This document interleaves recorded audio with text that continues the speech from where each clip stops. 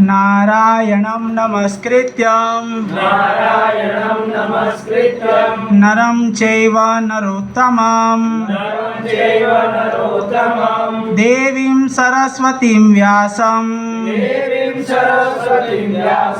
ततो जयमुदीरये नष्टप्रायेषु अभद्रेषु नित्यं भागवत सेवया भगवती उत्तम श्लोके भक्तिर्भवति नैष्ठकी कृष्णाय वासुदेवाय देवकी नंदनाय च नंदगोपकुमाराय गोविंदाय नमो नमः। हरे कृष्णा।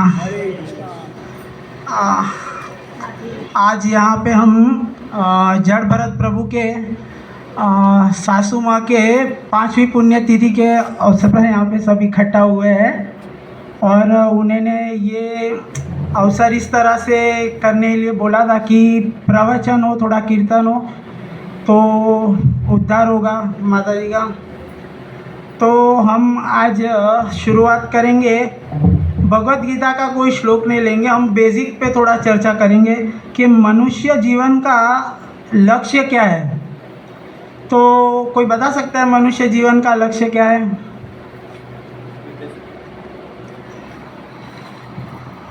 सबने सुना है, खाना पीना और मौज करना किया है। खाना पीना और मौज करना। पहला सेशन को सबने अटेंड किया है ना। मनुष्य जीवन का लक्ष्य क्या है? मनुष्य जीवन का लक्ष्य है कृष्ण की भक्ति करना। नैमिषारण्य में जब 88,000 संतों ने सूत गोस्वामी से यह पूछा कि मनुष्य जीवन का उद्देश्य क्या है, तो सूत गोस्वामी बताते हैं एतावान सांख्य योग्याभ्याम स्वधर्म परिनिष्ठया जन्म लाभ परे पुंसा अंते नारायण स्मृति। अंते नारायण स्मृति यानी जीवन के हर एक कार्य में नारायण की स्मृति होना और उस कार्य का अंत नारायण के स्मृति से होना, यह है जीवन का उद्देश्य, ना कि जीवन का भोग भोगना। जब कोई हम बिजनेस करते हैं तो उसमें पहले देखते हैं प्रॉफिट या लॉस। तो जैसे हमें मनुष्य जीवन मिला है तो हमें यह सोचना चाहिए कि मनुष्य जीवन का उद्देश्य क्या है। मनुष्य जीवन का उद्देश्य भोग भोगना नहीं है शरीर के द्वारा। मनुष्य जीवन का उद्देश्य है भगवान की भक्ति करना, और भक्ति एक साधन है जिससे हम भगवान की भक्ति कर सकते हैं।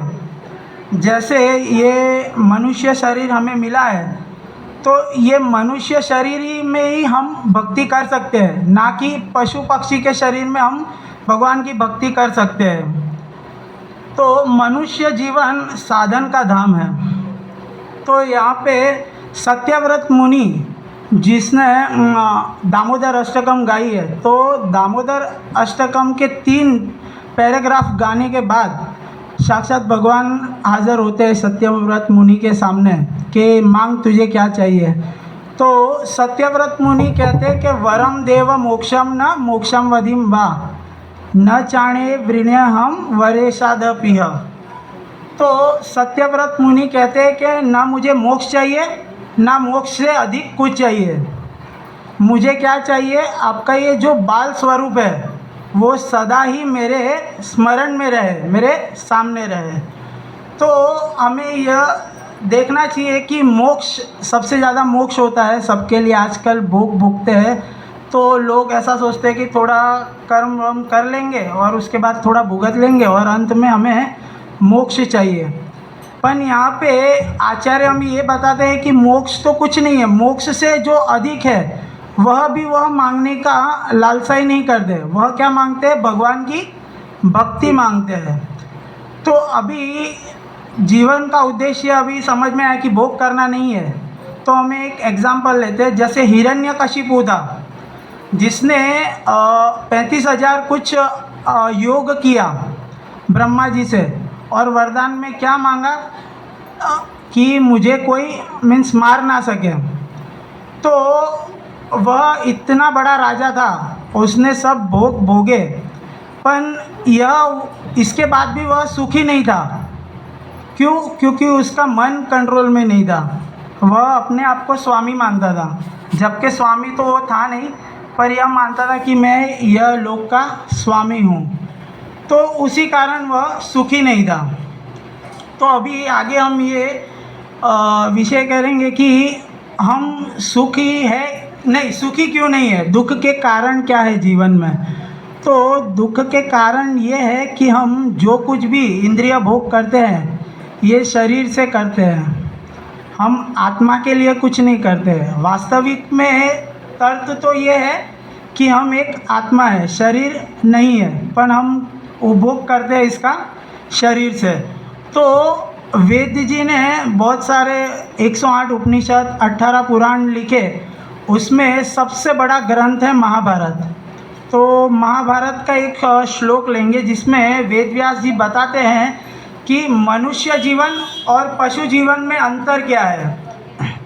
अंत तो मनुष्य खाना खाता है, बराबर है, पशु पक्षी भी खाना खाते हैं, मनुष्य निंद्रा करता सोता है, यानी कि पशु पक्षी भी सोते हैं, बराबर है। फिर मैथुन करते हैं मनुष्य, पशु पक्षी भी मैथुन कर लेते हैं। और भय मनुष्य को भी भय रहता है और पशु पक्षी को भी भय रहता है। तो ये सब में अंतर क्या है? तो वेद व्यास जी बताते हैं, आहार निंद्रा भय मैथुनम च सामान्यत पशु बेर समानम, बराबर। तो ये जो चार है, आहार निंद्रा भय मैथुन, ये तो पशु पक्षी में भी देखा जाता है और मनुष्य जीवन में भी देखा जाता है। तो इससे विशेष क्या है? तो यहाँ आगे बताते हैं कि धर्मो ही एको अधिको विशेष, धर्मेन विहीन पशु भेद समानम। तो धर्म एक विशेष है। जैसे कि अभी मनुष्य जीवन में एक ये विशेष है कि हम धर्म को समझ सकते हैं, ना कि पशु पक्षी समझ सकते हैं। जैसे कि यहाँ पे एक कुत्ता आ जाए, कुत्ता बैठ ले हमारे बीच और ये सब सुने, पर सुन के वो अपने जीवन में उतार तो नहीं सकता ना कि ये क्या बोल रहे हैं, या ये समझ भी नहीं सकता कि इससे मेरे जीवन का लाभ होगा कि नहीं होगा। ये कौन से जीवन में मिलेगा हमें? मनुष्य जीवन में हमें ये सब समझने मिलेगा कि धर्म एक विशेष है जिसके कारण हम हमारे जीवन को सफल बना सकते हैं। तो जितने भी कार्य है ये सब समान है हमारे और पशु के बीच में, एक धर्म एक विशेष है हमारे। तो एक बार श्रील प्रभुपाद जी के पास एक भक्त आया और ऐसे ही कथा में कुछ सुना होगा कि एक धर्म हमारे बीच में विशेष है और बाकी सब तो पशु पक्षी करते हैं। तो वो इस तरह से एकदम धोती वोती पहन के प्रभुपाद जी के पास आ गया, सब नो मीट ईटिंग और ये सब छोड़ के प्रभुपाद जी के पास आ गया। तो प्रभुपाद जी को बता रहा है कि प्रभुपाद जी मैं डिवोटी बन गया। तो प्रभुपाद जी बोलते हैं, आज तू डिवोटी नहीं बना है, आज तू मनुष्य बना है, क्योंकि वो था फॉरेन का जो मीट ईटिंग और ये सब करता था। तो प्रकृति में भगवान ने सबके लिए नियम बनाए हुए हैं, पशु के लिए, मनुष्य के लिए। जैसे कि टाइगर मीन्स लायन है, ये सिर्फ मांस खाएगा, मीट खाएगा, उसे घास डालोगे तो वो घास नहीं खाएगा। जैसे गाय है तो गाय को हम घास खिलाएंगे तो घास खिलाएगी, मांस नहीं खाएगी। वैसे ही मनुष्य के लिए भी प्रकृति के नियम के अनुसार भोजन मीन्स दिया गया है, साग सब्जी फल दूध इत्यादि। पर मनुष्य क्या करता है आजकल? मीट ईटिंग ही करता है, मीन्स मांस और ये सभी खाता है, जो मनुष्य जीवन के लिए नहीं बनाया गया। तो मनुष्य अपने स्टैंडर्ड के मर्यादा के बाहर निकल चुका है। जैसे कि गुजराती में हमारे बोलते हैं कि कुतरा ने क्यों ना पड़े कि कुतरो था, બરાબર છે.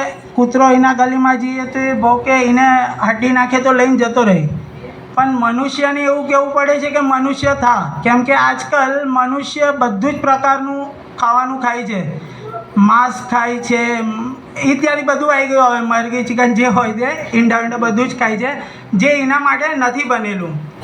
કોઈ જીવને તમે મારીને ખાશો તો કર્મ પછી વર્તો પ્રહાર એની પર કરશે, કે કાલ ઉઠીને તમે એક નિર્જીવને મારીને ખાશો તો અગલા જન્મમાં શું ખબર તમે પણ એક નિર્જીવ બનો ને તમને બી કોઈ મારીને એક રીતના રસ લે કે હા યાર ખાવામાં આનંદ આવી રહ્યો છે, તો એ ના થવું જોઈએ આપણા સાથે. તો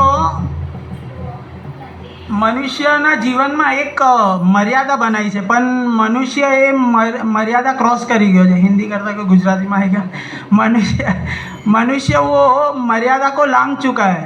तो आप ये देखिए कि मनुष्य के जीवन में कितनी तकलीफ है, ये पशु पक्षियों के जीवन में नहीं होगी. जैसे कि मंदी आती है वो मनुष्य के जीवन में आती है, बराबर है. आतंकवादी बॉम्ब फोड़ के जाता है वो मनुष्य जीवन में आता है. पशु पक्षी के समान ऐसा कुछ नहीं होता. वो क्यों ऐसा होता है, क्योंकि मनुष्य अपनी मर्यादा लांघ चुका है. तो अभी देखिए पशु और मनुष्य में अंतर देखिए. मनुष्य भोजन करता है, बराबर है, कितना स्ट्रगल करता है भोजन करने के लिए, 8 घंटे काम करना और इत्यादि ये सब करना. और पशु को देखो रास्ते पे कुछ भी मिलता है खा लेता है, ना उसे मेहनत करने की ज़रूरत है ना कुछ. सोने के लिए हम बेड पे सोते हैं तो हम कितने के बेड पे सोए होंगे, लाख रुपए के, 2 लाख रुपए के. कुत्ता मर्सिडीज के नीचे सो जाता है जाके, बराबर है, नीचे जाके वो गई तो फिर दूसरी गाड़ी पर सोने के लिए व्यवस्था उसकी वो कर लेता है. और हमें कितना व्यवस्था करना पड़ता है ये सब चीज़ के लिए. मैथुन करते हम, पशु पक्षी भी उनके हिसाब से उनके स्टैंडर्ड के हिसाब से मैथुन कर लेते हैं. भाई दोनों के बीच में रहता है. अगर जैसे हमारे पास पैसे ना हो तो हमें भय रहता है कि हम जीवन कैसे चलाएंगे, और अगर ज़्यादा पैसे हो जाते हैं तो सोचते हैं कि इसे कहाँ यूज़ करेंगे, कोई आके चोरी करके ना चला जाए. तो भय भी हमारे जीवन में रहता है. तो ये सब एक सिमिलर एक्टिविटीज़ है बोला जाए तो पशु के बीच और हमारे बीच. तो एक धर्म हमारे बीच जो विशेष है, तो हमें धर्म को जानना चाहिए. अभी धर्म है तो आजकल देखा जाए कि धर्म बहुत प्रकार के धर्म आ चुके हैं, अनेकों प्रकार के धर्म आ चुके हैं. तो वो धर्म किस प्रकार से आया हुआ है, वो अपने समय काल के हिसाब से સગવડ આપણા ગુજરાતીમાં કે સગવડના હિસાબથી જેવી રીતે આપણે એક સ્ટેન્ડર્ડ બનાવ્યું. जैसे हमने एक स्टैंडर्ड बनाया, जैसे प्रभु जी पूछे कि हमें भागवतम कितनी पढ़नी चाहिए, तो शास्त्र के हिसाब से तो हम जैसे अभी आगे बोले नित्यम भागवत सेवया, तो ये एक स्टैंडर्ड बनाया वेद व्यास जी ने कि हमें नित्यम भागवत सेवया, सतत हमें नित्यम भागवत को पढ़ना चाहिए. पर क्या ये हमारे जीवन में पॉसिबल है? नहीं है. हम ज़्यादा से ज़्यादा 2 घंटा 3 घंटा, तो ये एक हमारे लिए स्टैंडर्ड बन गया कि हम 2 घंटा भागवतम पढ़ेंगे. तो ये एक अलग हमारा धर्म बन गया है स्टैंडर्ड. तो अनेकों प्रकार के धर्म है. जैसे वो दुकानें लगी होती है, साड़ी की दुकान, ये है खिलौने की दुकान, इस तरफ से अलग अलग अभी निकल गए धर्म. तो सबसे महत्व धर्म कौन सा है ये भी जानना पड़ेगा अगर सुखी होना है तो. तो धर्म क्या है? सनातन धर्म. तो सनातन धर्म हमारा जो है वो है एक श्लोक आता है साक्षात परिक्रम, हाँ नहीं साक्षात प्रणीतम. प्रभु कौन सा श्लोक प्रभु? धर्म तो साक्षात भगवत प्रणीतम. तो ये एक धर्म का स्टैंडर्ड जो हमें वेदव्यास जी ने दिया हुआ है कि धर्म यानी साक्षात अपना भागवतम की ये करना और भगवान की कथाओं का गुणगान करना और कीर्तन करना. तो अभी यह प्रश्न उठता है कि बाकी जो धर्म है वह क्या गलत है? धर्म सब बराबर है, गलत नहीं है, पर अपने समय काल से सब बाहर आए हुए हैं. जैसे कि क्रिश्चियन धर्म है तो बाइबल में ऐसा लिखा गया है जीसस ने कि जो मेन धर्म है वो सनातन धर्म ही है. पर यह धर्म कब बना था? आज से 2000 साल पूर्व ये धर्म बना था, जब ऐसा समय चल रहा था कि मनुष्य एक दूसरे को मार के खा जाता था या पशु को मार के खा जाता था। तो उस समय अगर जीसस ऐसा बताते कि no onion garlic eating, no meat eating, तो ये ऐसा होता कि जीसस को ही मार के खा जाते। एक समय ऐसा था।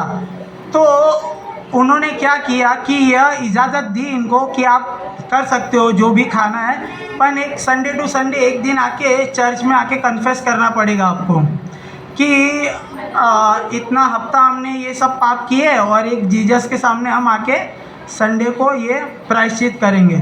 वैसे ही मुस्लिम धर्म में भी ऐसा है कि पैगंबर ने कभी ऐसा नहीं बताया कि मैं ही भगवान हूँ, वो तो मैसेंजर है भगवान के। तो वही के ये भी विशेष केस है, इसमें भी ऐसा ही होता है कि पैगंबर आके इनको बताते हैं कि सनातन धर्म ही मेन है, पर उस समय काल ऐसा था कि एक दूसरे को मार के खाना और ये पॉसिबिलिटीज़ नहीं थी उस समय कि ये हो। तो उन्होंने भी ऐसा किया कि हफ्ते टू हफ्ते आपको जो खाना है खा सकते हो, मीट ईटिंग और ये सब, पर शुक्रवार टू शुक्रवार आके मीन्स नमाज पढ़ के आप कन्फेस कर सकते हो। तो ये सब एक विशेष केस है। जैसे समझ सकते हैं एक सिगरेट पीने वाला बंदा होता है जो अपने जीवन काल में बहुत सिगरेट पीता है, तो उसे यह आदत हो गई होती है सिगरेट पीने की। तो एक स्टेज ऐसा आ जाता है जहाँ पे उसको कैंसर की बीमारी हो जाती है। तो वह डॉक्टर के पास जाता है, तो डॉक्टर बताते हैं आप एकदम से तो सिगरेट बंद नहीं कर सकते वरना आपका मृत्यु जल्दी हो जाएगा। तो आप एक काम कीजिए, 50 सिगरेट पीते हो तो आप 40 पीजिए, बराबर है। तो 2 महीने बाद वो वापस जाता है दिखाने, तो बोलता है आप थोड़ा अच्छा लग रहा है, 40 पी रहे तो आप 30 कीजिए। तो 2-3 महीने बाद वो वापस जाता है, वैसे करते करते 10 पे आता है। अभी जैसे ही 10 पे आता है वह काल में डॉक्टर की मृत्यु हो जाती है। तो डॉक्टर का उद्देश्य क्या था कि धीरे धीरे इसका सिगरेट कम करवाना, पर वो जो बंदा सिगरेट पी रहा था वो क्या सोचा कि डॉक्टर तो हमें कह के मर गए कि कुछ भी हो जाए 10 सिगरेट तो पीनी ही है अंत में। अभी तो उसको इच्छा नहीं भी हो रही थी तो भी वह 10 सिगरेट पी के सोता था। तो उसी तरह से ये धर्म में ऐसा ही है कि क्रिश्चियन और मुस्लिम धर्म में ये बात की चर्चा थी कि पैगंबर जो मीन्स मैसेंजर जो आए थे वो बताना चाहते थे कि सनातन धर्म है वह मुख्य धर्म है, पर यह धीमे धीमे इनको लाए वो रास्ते में, उससे पहले उनकी मृत्यु हो गई। तो यह हमें समझना पड़ेगा कि सनातन धर्म मेन है, और सनातन धर्म में कैसे आएंगे कोशिश करते करते बहुनाम जन्म नामांते ज्ञानवान प्रपद्यन्ते वासुदेवम सर्वमिति सह महात्मासु दुर्लभ। भगवान भगवत गीता में बताते हैं कि सनातन धर्म क्या है।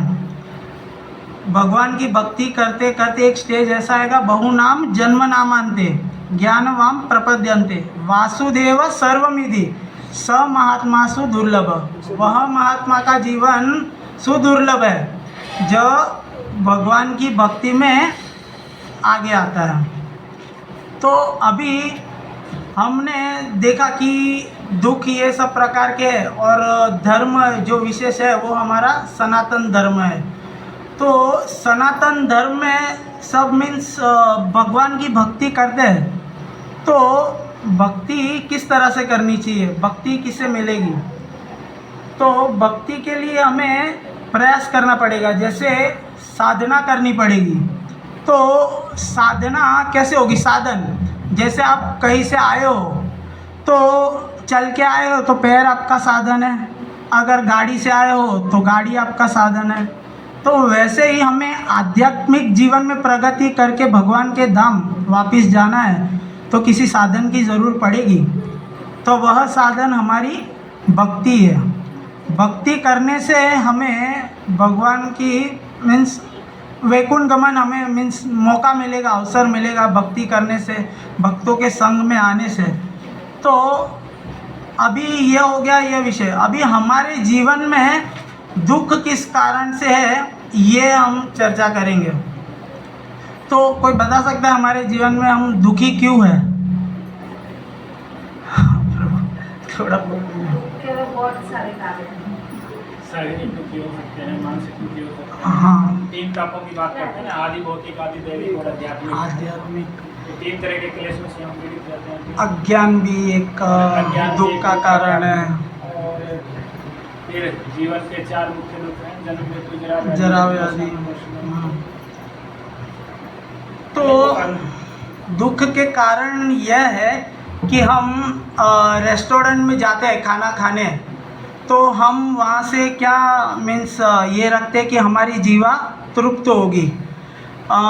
फिल्म देखने जाते हैं, मूवी देखने जाते हैं, तो हम क्या सोचते हैं कि हमारे आंखें तृप्त होगी, बराबर है। वैसे ही हम गाना सुनते हैं बॉलीवुड का कोई, तो हम ये सोचते हैं कि हमारे कान तृप्त होंगे, पर ये कभी तृप्त होते हैं क्या? मनुष्य जीवन में कभी आपने ऐसा सोचा है कि सेटिस्फेक्शन नाम की चीज़ कभी कोई मनुष्य को मिली हो? कभी नहीं। थोड़ी बहुत मिल भी जाती है तो प्रभु वो उसके बाद डिससेटिस्फाई हो ही जाता है। यह सोचता है कि मेरे जीवन में सुख आए कहाँ से। तो सुख के लिए हमें यह सोचना पड़ेगा कि हम एक आत्मा है, शरीर नहीं है। हम ये जितने भी प्रयास कर रहे हैं तो शरीर के लिए कर रहे हैं। हम जितना भी मीन्स प्रयास कर रहे हैं, जितना भी स्ट्रगल है, बीवी बच्चे, ये सब जो भी है, ये सब शरीर से लगते हमारे रिलेशन है, और हम जो कर रहे हैं वो शरीर के लिए कर रहे हैं, पर आत्मा के लिए क्या? तो हमारे गुजराती में एक मीन से कहावत है कि वो एक भजन आता है, पिंजरे के पंछी रे तेरा दर्द ना जाने कोई। तो पिंजरे के पंछी का दर्द कोई ना जाने, ऐसा भजन है। तो पिंजरे में पक्षी को रखा है, अगर उसका मालिक उसको लोहे का पिंजरा हटा के चांदी का कर दे तो वह खुश होगा क्या? नहीं होगा। क्यों? क्योंकि वो पक्षी पिंजरे के अंदर है, उसके लिए तो कुछ नहीं कर रहा है। ये जो कर रहा है वो पिंजरे को कर रहा है। सोना का कर देगा तो भी उसे सुख तो नहीं मिलेगा। हाँ, पिंजरा ही है वो। वैसे ही हम कितना भी प्रयास कर ले हमारे शरीर के लिए, पर हम कभी सुखी होने ही नहीं वाले, क्योंकि भगवान भगवत गीता में बताते हैं मामुपेत्य पुनर्जन्म दुखालयम शाश्वतम। जब ये संसारी दुख भरा भगवान ने बनाया है तो इसमें हम सुख ढूंढने वाले कौन? जो सुख ढूंढता है वो मूर्ख होता है। जैसे कि अभी मॉडर्न ज़माना चल रहा है, तो लोग अपनी इंद्रिय तृप्ति के लिए पहले नई गाड़ियाँ खरीदते, मोबाइल खरीदते। छोटा सा नोकिया का फ़ोन था, नोकिया के बाद अभी एंड्रॉयड आ गया, एंड्रॉयड के बाद आईफोन आ गया। जैसे तो एडवांस जैसे जैसे ज़माना होते जा रहा है वैसे मॉडर्नाइजेशन में सब नई नई चीज़ें आ रही है, पर क्या वो हमें तृप्ति कर सकती है? नहीं कर सकती। ये जैसे ये एक ऐसा हो जाएगा जैसे एक चूहा अपने लिए खेत में कितने रास्ते बनाता है, यहाँ से बिल बनाता है, वहाँ से बिल बनाता है, यहाँ से बिल बनाता है कि यहाँ से निकल जाओ, वहाँ से निकल। जैसे हम थोड़ा पगार हो जाए तो घर ले लेंगे, गाड़ी ले लेंगे, तो ये हम उस समान कर रहे हैं, पर चूहे को ये पता नहीं होता कि बिल के बाहर सांप खड़ा ही होता है। वह कितने भी बिल बना ले, एक दिन ऐसा आएगा जब उसको सांप गप करके खा जाएगा।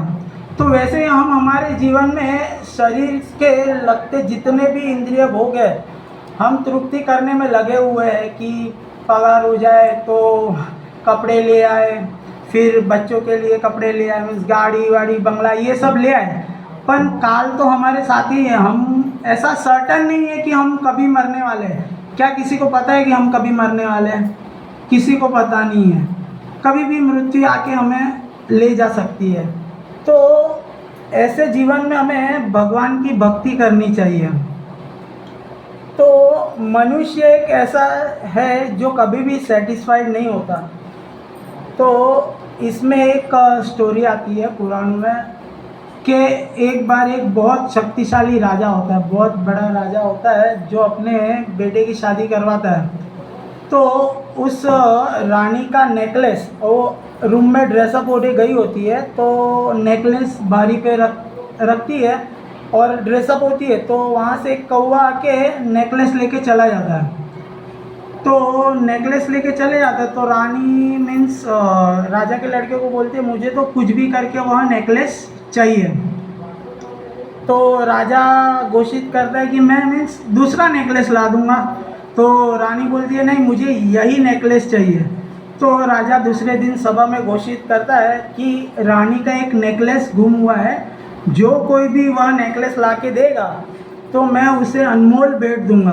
तो यही सुनते सभा में जितने भी पब्लिक थी मीन्स जैसे सब ढूंढने निकल पड़ी कि रानी का नेकलेस लेके आएंगे तो हमारा जीवन सफल हो जाएगा, हमें राजा से उपहार मिलेगा। तो कई दिनों तक ढूंढते नहीं मिलता। एक बार ऐसा होता है एक फ़कीर वहाँ से जा रहा होता है नदी के तट से, यानी नाले टाइप होती है। तो उसे वो नाले में प्रतिबिंब दिखाई देता है नेकलेस का। तो उसे ऐसा लगता है कि ये नेकलेस है। तो वो अंदर जाके डुबकी मारता है, नेकलेस पकड़ने जाता है, नेकलेस हाथ में आता नहीं है। वैसे वह आधे दिन प्रयास करता है। तो एक महात्मा संत आदमी वहाँ से जाते हैं। तो वो बताते हैं कि भाई तू कब से प्रयास कर रहा है पर तेरे हाथ कुछ लग नहीं रहा है क्या? तो वो महात्मा को बताता है कुछ नहीं, वरना वो सोचता है कि महात्मा को भी मुझे कुछ देना पड़ेगा। तो बताता है नहीं बता तो सही कुछ तो है, तू कब से ये कर रहा है, प्रयास कर रहा है। तो वो बताता है कि मैं कब से वह नेकलेस जो पानी के अंदर मुझे दिख रहा है वह लेना चाहता हूँ, पर मैं जितनी बार जाता हूँ वह हाथ में आता नहीं है। तो महात्मा बताते हैं उन्हें कि वह नेकलेस नहीं है, वह उसका प्रतिबिंब है। नेकलेस तो उसके तट के झाड़ जो ऊपर है वहाँ पे है। तो ऐसे ही हमारे जीवन में संत आते हैं, जो गुरुजन होते हैं, वो हमें बताते हैं जो वास्तविक सुख है वह इस दुनिया में नहीं है, वह आध्यात्मिक वैकुंठ धाम में है। वैकुंठ धाम में है वास्तविक जो जीवन है, हमारा सुख है जो हमारा, वह वैकुंठ में है। तो वैकुंठ यानी कुंठ यानी दुखों का सागर, शास्त्र में बताते हैं कुंठ यानी दुखों का सागर, और उसका नाम वैकुंठ यानी जहाँ पे कुछ दुख होते नहीं है। वो कौन सा धाम है? भगवान का धाम है। तो हम इतना प्रयास करेंगे सुख के लिए तो उससे हमें क्या मिलेगा? दुख ही मिलने वाला है। एक बहुत महान राजा थे अपने सिकंदर, अलेक्जेंडर सिकंदर राजा, जो पूरी दुनिया को जीतने निकले थे।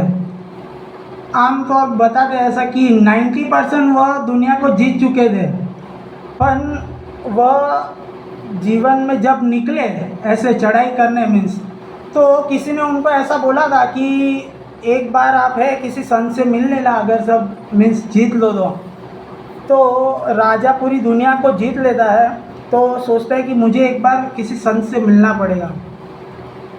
तो वह जाता है ऐसे वृंदावन धाम में कहीं जाता है, वहाँ पे संत एक मीन्स ऐसे ज़मीन पे लेटे होते हैं। तो उठाता है तो बताता है कि मैं सिकंदर। तो संत बोलते हैं कौन? तो क्या मैं सिकंदर, राजा पूरे देश पे मैंने विजय प्राप्त किया है। तो बोलते हैं ठीक है। तो बोलता है कि राजा बन के आपने क्या किया, क्या मिलेगा? तो वह बताता है बस राजा बन गया, अब मैं अपनी ऐशो आराम में अपनी ज़िंदगी बिताऊंगा। तो के ऐशो आराम में क्या करेगा? क्या ऐशो आराम में मस्त से एक अपना महल बनाऊंगा और उसके अंदर आराम करूंगा। तो वह बोलता है संत कि मूर्ख, अगर तुझे आराम ही करना है तो मेरे बाजू में लेट जा ना, यहाँ पे कोई तकलीफ़ होगी ना कुछ नहीं। तुझे तो नौकर चाकर ये सब देखने पड़ते हैं, मुझे तो यहाँ पे किसी को देखना नहीं पड़ता और नींद भी अच्छे आराम से आती है। तो बोलने का मतलब ये कि वास्तविक जो सुख है वह इंद्रिय तृप्ति में नहीं है, वह आत्मा का कल्याण करने में है। तो आत्मा का कल्याण कैसे होगा? तो एक श्लोक आता है भागवतम में, सवे पुरुषा परो धर्मो यथोर भक्ति अधोक्ष जय अहेतु की अप्रीति भक्त्या ययात्मासु प्रसिद्धति। यहाँ में भागवतम में यह श्लोक में बताया गया है कि हम तो धर्म के विषय में चर्चा कर रहे थे। यहाँ पे एक स्टेटमेंट है कि परोधर्म, धर्म यानी एक प्रकार से हम रिस्पॉन्सिबिलिटी ले सकते हैं। धर्म के कई मीन्स अलग अलग विषय के ये है, तो रिस्पॉन्सिबिलिटी ले सकते हैं। तो दो प्रकार की हमारी रिस्पॉन्सिबिलिटी, जैसे एक शरीर के लिए, एक आत्मा के लिए। शरीर के लिए क्या रिस्पॉन्सिबिलिटी है, जो शरीर से लगते जो हमारे रिलेशन है, जैसे कि हमारे शरीर से मीन्स जैसे कि हमारी वाइफ है, हमारे माता पिता है, उनके प्रति हमारे कुछ कर्तव्य है, पत्नी के प्रति कुछ कार्य है, हमारे कर्तव्य है, बच्चों के प्रति कुछ कर्तव्य है, तो वो हमें निभाने हैं। पर परोधर्म यानी आत्मा के प्रति भी हमारे कुछ कर्तव्य है। तो यहाँ पे बताए अहेतु की अप्रीति भक्त्या यह आत्मा सुप्रसिद्ध्यति। तो आत्मा के कल्याण के लिए हम अगर कुछ करेंगे तो यहाँ पे श्लोक में बताया गया अहेतु की अप्रीति भक्त्या। अहेतु की प्रकार की भक्ति प्रकट होगी। जैसे आजकल हमारे साथ सब संबंध रखते हैं तो स्वार्थ से रखते हैं, हेतु होता है उनके पीछे कुछ कि यहाँ से कुछ निकल जाए, उस प्रकार से हमारे साथ मीन्स रिलेशन रखते हैं। पर अहेतु की भक्ति, तो अहेतु की संबंध हमारे साथ कौन निभाता है, वह है हमें भगवान की भक्ति। तो आत्मा, अहेतु की आत्मा के कल्याण के लिए हमें साधना करनी पड़ेगी, जो परोधर्म है भगवान की भक्ति। तो हेतु और अहेतु के बारे में सोचना पड़ेगा। हेतु वाली यानी स्वार्थी, और अहेतु की जो निस्वार्थ होती है। तो भागवतम में ऐसे बहुत सारे मीन्स कथा आई है, जैसे कि अहेतु की भक्ति किसने की, कोई बता सकता है? अहेतु की भक्ति भागवतम ने बात कर रही है। अहेतु की भक्ति कुंती महारानी ने मीन्स भक्ति, उनको अहेतु की भक्ति प्राप्त हुई थी। भगवान श्री कृष्ण जब उनके साक्षात सामने थे तो भगवान ने कुंती महारानी से कहा था कि जो चाहिए वो मांग लो, मैं आपकी भक्ति से खुश हूँ। पर कुंती महारानी ने मांग के क्या मांगा कि प्रभु मुझे दुख दीजिए, इतना दुख दीजिए कि मैं हर क्षण हर आपकी स्मरण करूं। और अगर यही कोई मनुष्य होता तो कितनी लंबी चौड़ी लिस्ट निकाल देता कि मुझे ये चाहिए वो चाहिए।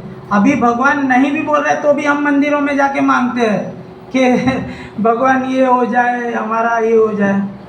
तो दूसरा एक ये आता है भक्ति का, हम अहेतु की भक्ति। ध्रुव महाराज 5 साल की उम्र में मीन्स अहेतु की भक्ति उन्हें प्राप्त हुई थी। भागवतम में ऐसा बताते हैं। उत्तानपाद के पुत्र, उत्तानपाद के प्रभु पुत्र अपने ध्रुव महाराज। तो उत्तानपाद की 2 पत्नियां थी, एक सुनीति और एक सुरुचि।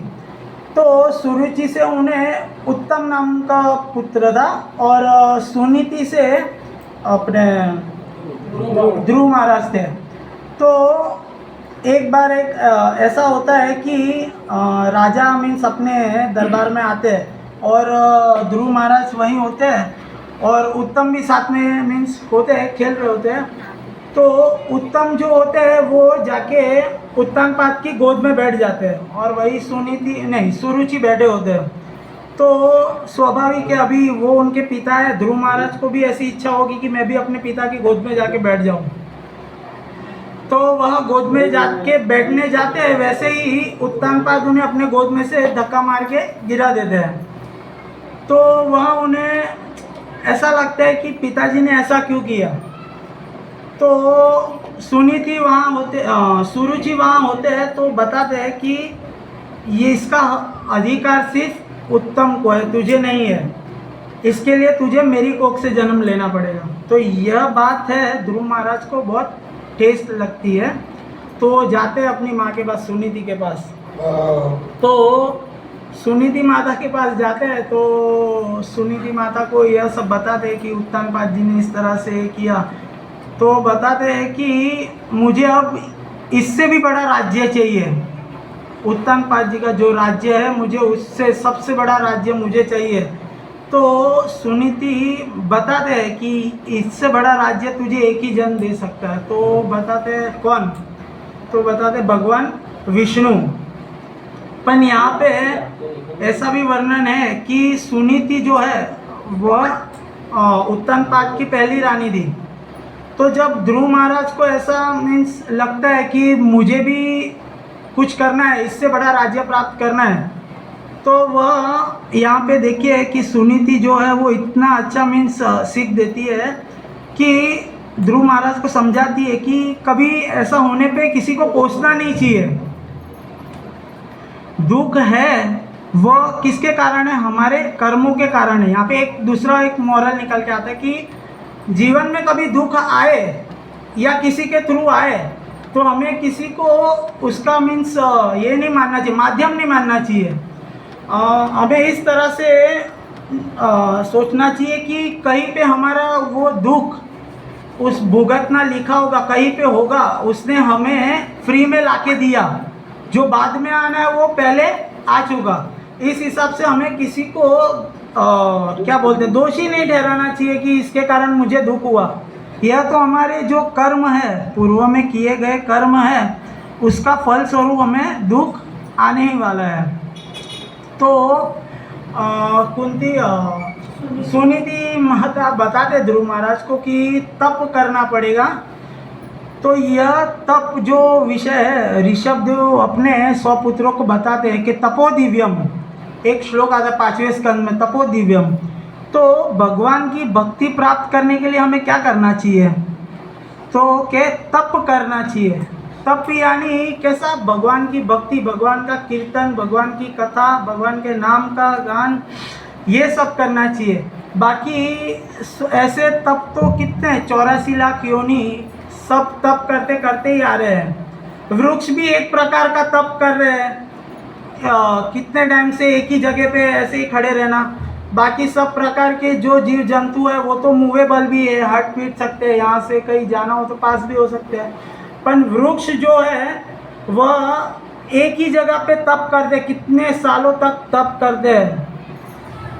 तो यह बताती है सुनीति कि भगवान विष्णु की भक्ति करोगे तो तुम्हें भगवान विष्णु से वरदान मिलेगा। तो यहाँ पे और एक चीज़ ऐसी बताई जाती है कि जब हम यह ठान लेते हैं कि हमें भगवान की भक्ति में, आध्यात्मिक जीवन में प्रगति करनी है, तो भगवान कुछ ना कुछ रास्ता कर देते हैं जिससे हमें आगे दो मीन्स रस्सी मिले आगे बढ़ने की। तो यहाँ पे जैसे ध्रुव महाराज जंगलों में चले गए तप करने के लिए, तो भगवान ने नारद मुनि को उनके गुरु के इसमें भेज दिया माध्यम से।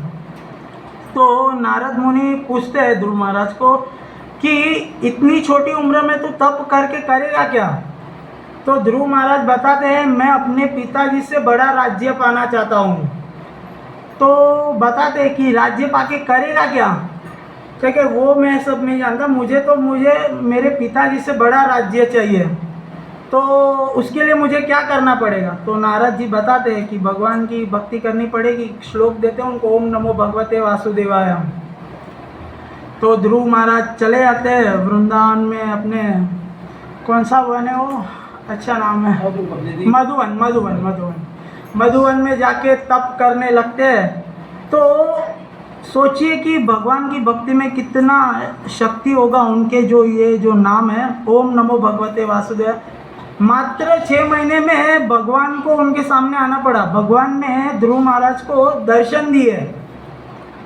वो तप देखिए कैसा तप था। पहले 1 महीना सिर्फ ध्रुव महाराज ने बेर खा के अपना गुजारा किया, दूसरा महीना सिर्फ सूखे पत्ते खाए, तीसरे महीना सिर्फ पानी लिया, चौथा महीना तो सिर्फ श्वास ले रहे थे, 5वें महीने तो शायद प्रभु वो भी बंद कर दिया था। तो पूरा ब्रह्मांड हिल गया कि ऐसा तप आज तक इतिहास में किसने नहीं किया था। तो ध्रुव महाराज 5 साल की उम्र में इतना बड़ा तप किया, तो साक्षात भगवान ने दर्शन दिए। तो भगवान उनके तप से इतने प्रसन्न हुए, तो भगवान ने बोला ध्रुव मांग क्या चाहिए तुझे? तो ध्रुव महाराज तब इतने वैराग्य आ गया था तप कर करके। तो उन्होंने बोला भगवान मुझे आपके दर्शन हो गए ना, मुझे और कुछ नहीं चाहिए। नहीं नहीं कुछ तो मांग, नहीं नहीं मुझे कुछ नहीं चाहिए, मुझे बस आपके दर्शन हो गए, मेरा जीवन सफल हो गया। पर तो भी भगवान उन्हें ध्रुव तारा मीन्स ऐसा मीन्स बताते कि तारे ध्रुव नाम के तारे में उनका ये है ध्रुव लोक। तो यहाँ पे देखा जाता है कि अहेतु की भक्ति परोधर्म आत्मा का कल्याण करने से अहेतु की भक्ति निकले थे राज्य का मीन्स सबसे बड़ा उनके पिताजी के जो राज्य था उनसे भी बड़ा राज्य प्राप्त करने के लिए निकले थे। पर भगवान की भक्ति भगवान के दर्शन से ही उन्हें वह सब भूल गए। तो ये होती है अहेतु की भक्ति जो बिना हेतु की होती है। वैसे ही एक प्रसंग ऐसे आता है रामायण में, जब राम भगवान वनवास में चले जाते हैं सीता माता और लक्ष्मण के साथ, तो वह जंगलों में होते होते निषाद राज जो होता है, निषाद उनके मित्र ही होते हैं निषाद राज, तो वह उनको दूसरे दिन गंगा पार करनी होती है। तो केवट भी एक अहेतु की भक्ति किया हुआ है। मीन्स केवट को जब पता चलता है कि राम जी आए हुए गंगा पार करने वाले आज की रात रुक के कल, तो केवट सोच में पड़ता है कि अभी गंगा के तट पे तो बहुत सारे नाव होंगे नौका, तो भगवान राम अगर किसी के नाव में चले गए तो मेरा उद्धार मीन्स कैसे होगा, मेरा जीवन कैसे सफल होगा यानी। तो केवट जाते हैं रात को निषाद राज के पास, और मीन्स इसमें बताया गया है। तो निषाद राज के पास जाके ऐसी मांग करते कि राजा मुझे कल राम जी गंगा पार करने वाले हैं, तो मेरी यही इच्छा है कि वह मेरी नाव में जाके पार करे, बाकी का नाव को कोई हाँ कोई रहे ना। तो होगा कुछ ऐसा सेवा की होगी। तो निषाद राज भी उन्हें वरदान देते कि ठीक है। दूसरे दिन सारे जितने भी नौकार थे सब वहाँ से हट जाते हैं और केवट सिर्फ अकेले होते हैं। तो राम जी आते हैं गंगा के तट पे, तो देखते कि वहाँ पे एक ही नाव है और वो है केवट की। तो वह बोलते हैं कि केवट को बुलाओ, हमें गंगा पार कराए। तो केवट आते हैं और बोलते हैं मैं आपको नहीं बिठाऊंगा। तो भगवान राम पूछते हैं क्यों ऐसा, कि आपके पाँव पड़ने से अहिल्या पत्थर थी, अहिल्या स्त्री में मीन्स हाँ स्त्री बन गई। तो अगर आपने मेरी नाव में पाँव रख दिया तो मेरा तो एक ही ये रोजी है जिससे मैं अपनी गुजारा करता हूँ, अपनी पत्नी बच्चों का गुजारा करता हूँ। तो राम भगवान समझ जाते हैं कि ये अपने जीवन को सफल करवाने के लिए ये लीला कर रहा है। तो राम भगवान बोलते हैं नहीं नहीं ऐसा नहीं होगा। तो बोलता है मुझे पहले अपने चरणों को धोने दीजिए, बराबर है, अगर मुझे कुछ नहीं होता है तो मैं अपनी नाव में आपको पैर रखने दूंगा। तो वह भगवान के पाँव धुलाता है और मीन्स फिर पार कराता है। तो यहाँ से क्या पता चलता है कि केवट ने भी भगवान की भक्ति तो की होगी, तब जाके उसे भगवान के दर्शन हुए। भगवान ऐसे ही किसी के जीवन में नहीं आते, बहुत मीन्स भक्ति की होती है, बहुत तप किया होता है, तब जाके भगवान के दर्शन होते हैं। तो इस तरह केवट की भी अहेतु की भक्ति कही जा सकती है कि भगवान ने उन्हें दर्शन दिया, उनके नाव में बैठ के गंगा पार कराए। आखिर में काम तो दोनों का एक ही है, भगवान के साथ उनको कंपेयर नहीं करते, पर काम तो यही है कि भगवान का काम क्या है, हमें भवसागर पार करवाना, और केवट का काम क्या था, जो आए उन्हें नदी पार करवाना। तो इस हिसाब से देखा जा सकता है कि ये भी एक अहेतु की भक्ति कही जा सकती है। तो यहाँ पे मैं विराम दूंगा। हरे कृष्णा।